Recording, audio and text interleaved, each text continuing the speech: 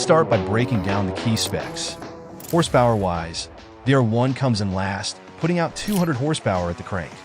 In third place, we got the Ninja with 203 horsepower, followed by the S1K in second with 209 horsepower. Leading the pack is the Blade, cranking out 217 horsepower, which also has the highest revving engine. As for torque, it's the other way around. The Blade is at the bottom with 113 Newton meters at 12,000 RPM, hitting its peak a bit later in the rev range compared to the R1 and the S1K. Meanwhile, the Ninja takes the top spot, producing around 1 Newton meter more than the others. When it comes to weight, the Ninja is the heaviest at 207 kilograms. The R1 comes in third at 203 kilograms. The Blade is a bit lighter at 201 kilograms, and the S1K is the lightest, weighing just 197 kilograms. Now looking at the power-to-weight ratio, the Ninja comes in last, mostly because of its weight. The R1, with the least horsepower, takes third. The S1K comes in second, and the Blade takes the win, thanks to its higher horsepower paired with a fairly lightweight.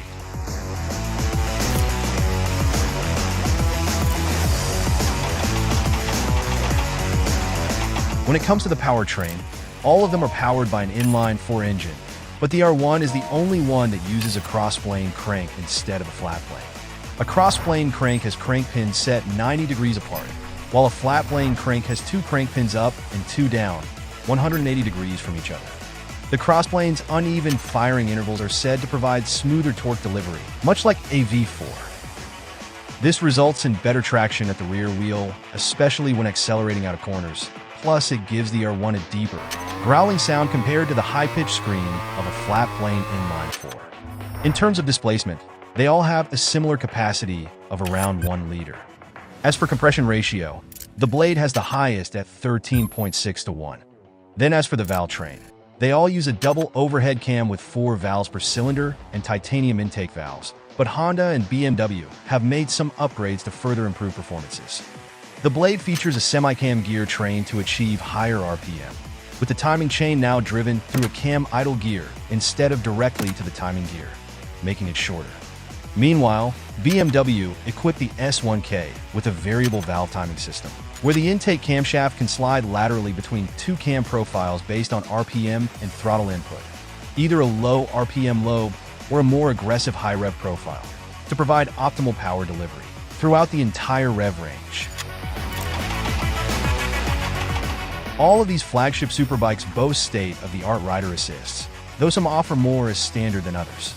The S1K ranks last because beyond the basic features, most advanced aids are optional, costing extra for adjustable wheelie control, slide control, engine brake control, cruise control, and launch control. On the bright side, the S1K includes a quick shifter, a full TFT display with multimedia, and also hill start control, allowing you to start the bike on a slope without rolling backward. The system uses the bike's ABS sensors to detect when it is on a hill and automatically applies the brakes to prevent it from rolling backward. In third place is the Ninja, which offers more features as standard.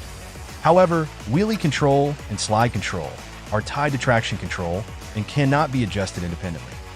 Additionally, the level of adjustability and customization of other features, like engine brake control or power modes, are quite basic. Good if you prefer simplicity, but not ideal if you like fine-tuning them to your personal liking.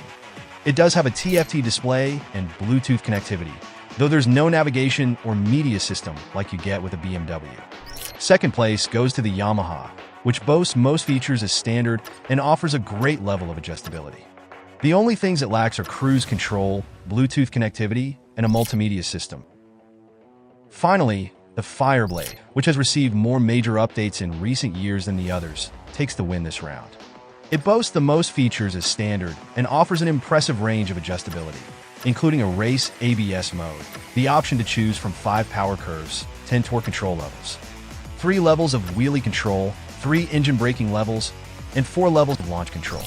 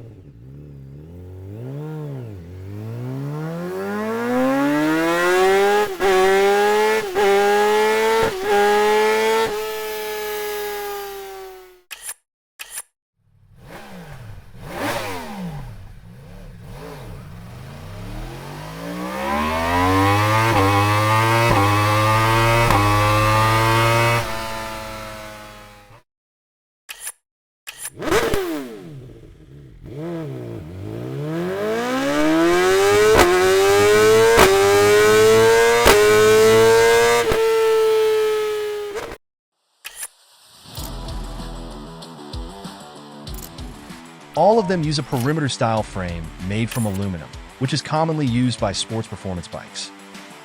For front suspension duties, they all have fully adjustable upside-down forks. The Fireblade has Showa BPF. The Ninja has Showa BFF with external compression chambers. The R1 has KYB separate function fork, and the S1K gets a slightly larger Marzocchi fork. At the rear, all of them also have fully adjustable shocks. For braking power, the Fireblade's got 4-piston Nissan calipers, while the Ninja comes with Brembo M50, and the R1 got newer Stylema calipers.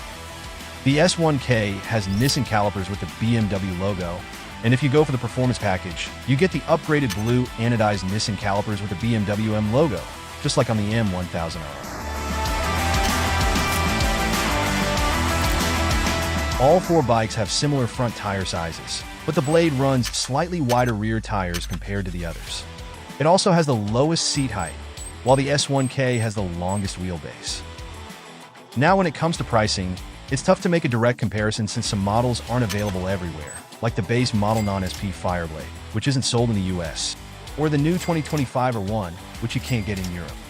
But overall, based on the US MSRP, the base models are priced pretty closely, with only a few $100s of difference. Lastly, when it comes to comfort, I'd say the S1K is the most comfy option. It's got the best ergonomics and a roomier riding position that works well for taller riders compared to most Japanese superbikes, which can feel more cramped. The riding position is still very aggressive, but not as extreme as others. Just don't expect it to be super comfy. It's still a superbike after all.